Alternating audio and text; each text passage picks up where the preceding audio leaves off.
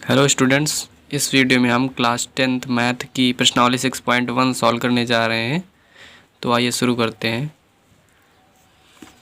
पहला क्वेश्चन दिया हुआ है, दो आकृतियां जिनके आकार समान हों परंतु आवश्यक रूप से आमाप समान ना हों कहलाती हैं, और ये 4 ऑप्शन दिए हुए हैं। तो आइए हम आपको इधर बगल में समझाते हैं कि दो आकृतियां जिनके आकार समान हों। आकार मतलब शेप। जैसे हम एक ट्रायंगल ले लेते हैं या फिर कोई भी शेप का हम ले सकते हैं, या तो हम चतुर्भुज ले लें, त्रिभुज ले लें, ठीक है। तो जैसे हम यहाँ पे 2 त्रिभुज ले लेते हैं। देखिए ये दोनों जो है इनके आकार समान है, यानी इनका शेप वही है, बस इनकी भुजाओं की लंबाई घट बढ़ गई है और एंगल भी देखिए, एंगल भी सेम, केवल इसके भुजाओं की लंबाई थोड़ा कम हो गई है और एंगल इसके सेम है और आकार भी दोनों का सेम है। तो क्वेश्चन यही कहना चाह रहा है कि दो आकृतियां जिनके आकार तो समान हो परंतु आमाप यानी कि भुजाओं की लंबाइयां जो हैं वो समान ना हो तो क्या कहलाता है। तो ऐसी आकृतियां समरूप आकृतियां कहलाती हैं। सी ऑप्शन करेक्ट है इसका, क्योंकि समरूप आकृतियों की कंडीशन क्या होती है कि समरूप आकृतियां, किसी भी आकृति को समरूप होने के लिए क्या कंडीशन होती है कि उनके संगत कोण बराबर होने चाहिए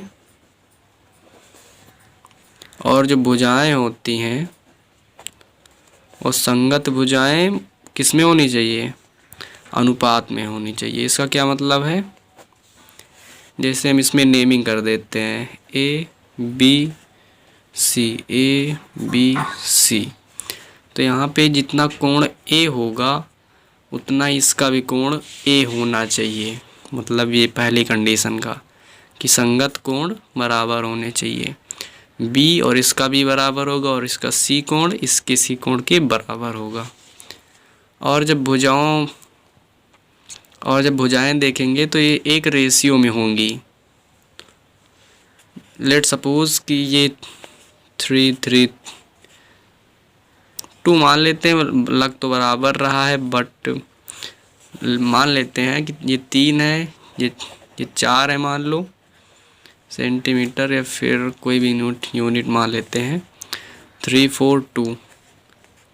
तो ये कैसे होगा कि जैसे 3 है, 2 है, 4 है, रेशियो बराबर होने का मतलब लेट सपोज 1 है एंड ये 1.5 एंड दिस 2। तो देखिए इसकी ए बी भुजा लीजिए और इसकी ए बी भुजा, ठीक।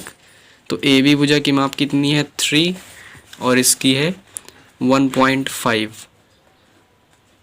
तो हम इसके अनुपात मतलब बटे कर रहे हैं, ठीक। रेशियो बराबर होना चाहिए। तो इसका हम ए सी भुजा लेते हैं और इसकी ए सी भुजा, इसका 2 है, इसका 1 है, तो 2/1 कर देते हैं।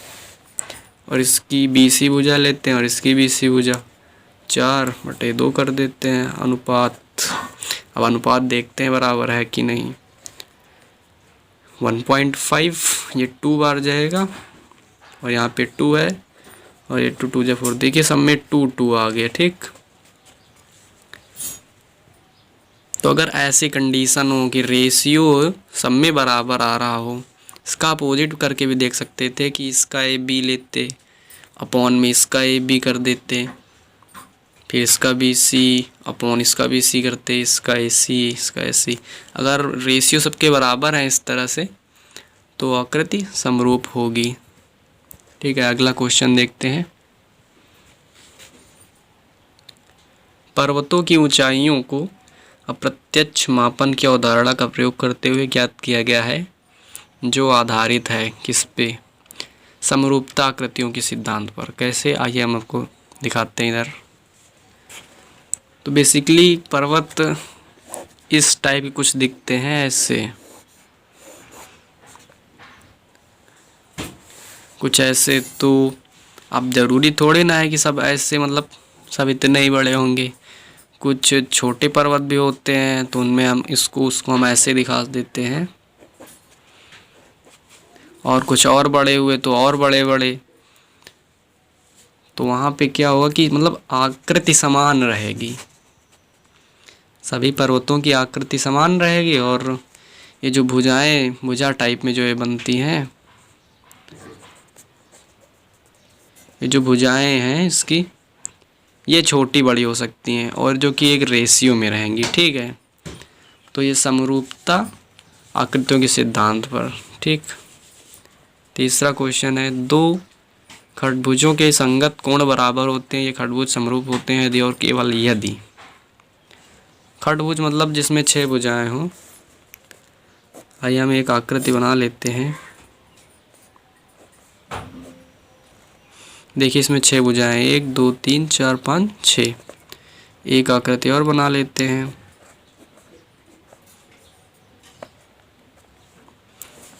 तो क्वेश्चन क्या कह रहा है, दो खडभुजों के संगत कोण बराबर होते हैं, ये खडभुज समरूप है यदि, ठीक। यानी कहने का मतलब अगर इसकी हम नेमिंग करें A B C D E F, और उसमें भी इसी तरह A B C D E F, ठीक। तो एक कोण एक कोण के बराबर, इसका बी इसके बी के बराबर, इसका सी इसके सी के बराबर। मतलब ये क्वेश्चन में गिवन है कि संगत कोण बराबर हैं, ठीक।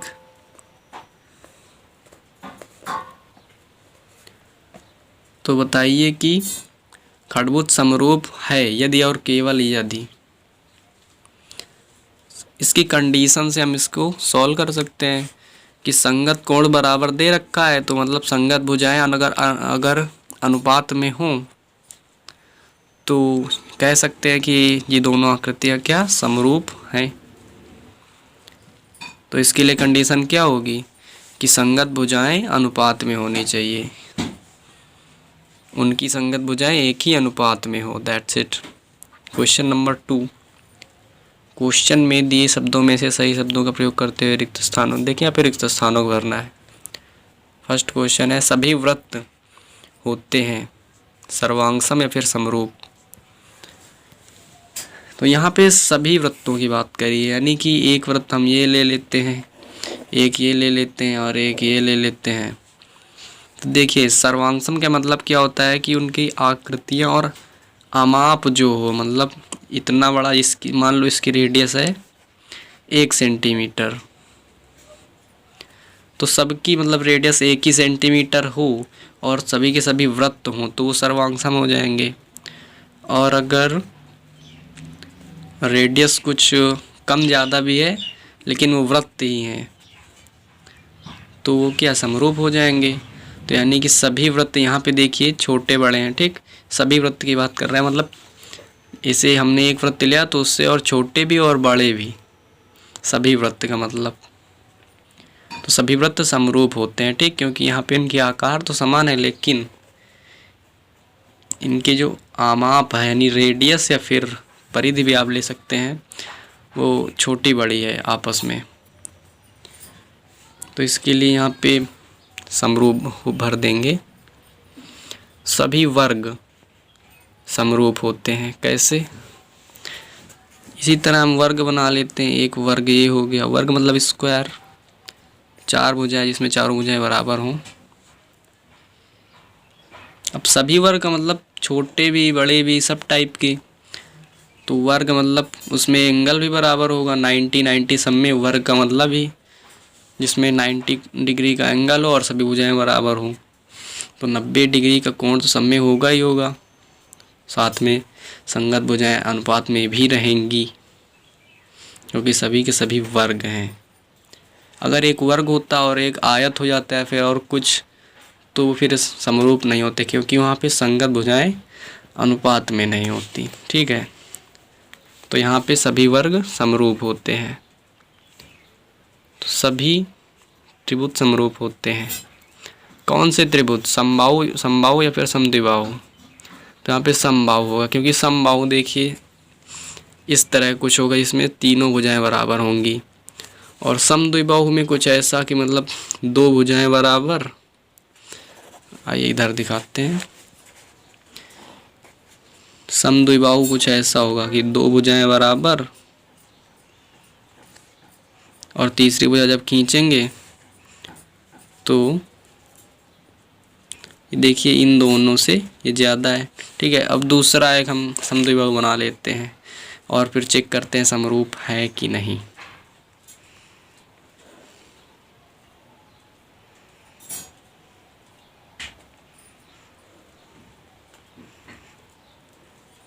देखिए यहाँ पे ये दोनों भुजाएं बराबर। चलिए हम दूसरा एग्जांपल लेते हैं, ये कुछ कम सही आ रहा। अब ठीक है, ये दोनों बराबर मान लीजिए बराबर हैं, ठीक।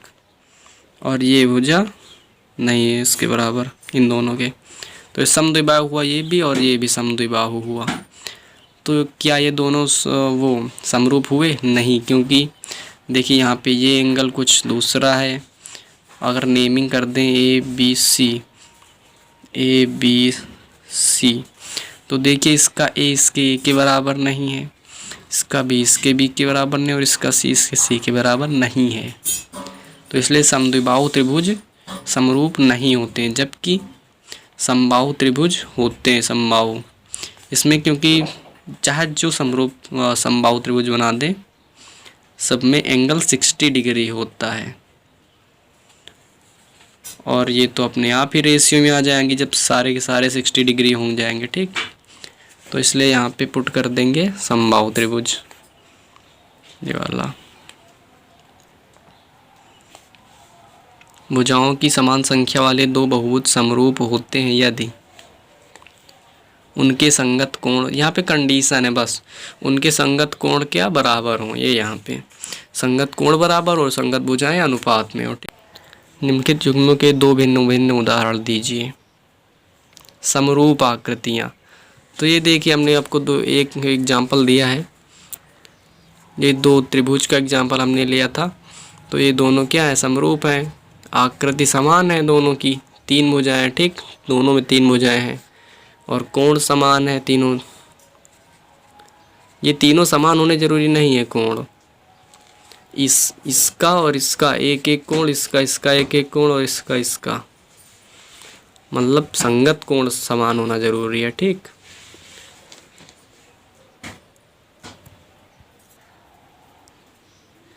तो एक एग्जाम्पल और हम आपको दिखा देते हैं।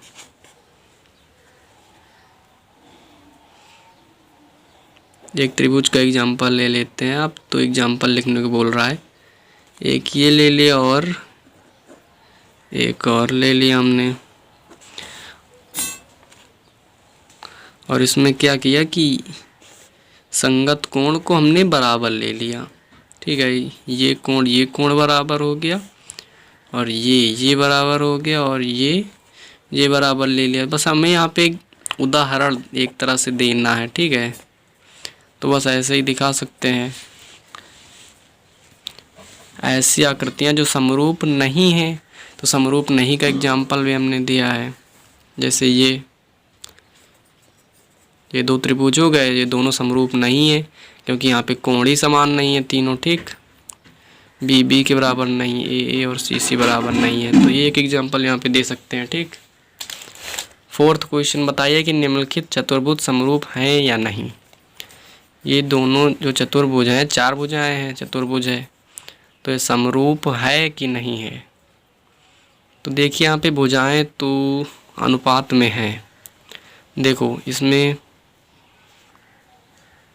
नेमिंग थोड़ा दूसरी तरह है इसमें, बट देख लेते हैं भुजाएं, क्योंकि चारों भुजाएं समान हैं। तो किसी के भी अनुपात में देख लीजिए, इसकी ये भुजा लीजिए, इसकी ये भुजा, एक के बट्टे दूसरे कर दो, या तो 1.5/3 कर दो, तो 3/1.5। सब में इसी तरह होगा, 3/1.5, 3/1.5, सब बराबर आ जाएंगे, ठीक।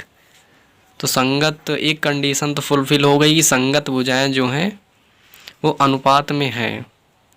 और दूसरी कंडीशन क्या है कि समरूप होने के लिए कि संगत कोण बराबर होने चाहिए, तो जो कि इसमें नहीं है। देखिए ये 90 डिग्री का है, सब इसमें 90 डिग्री के हैं और इसमें एक भी 90 डिग्री का नहीं है।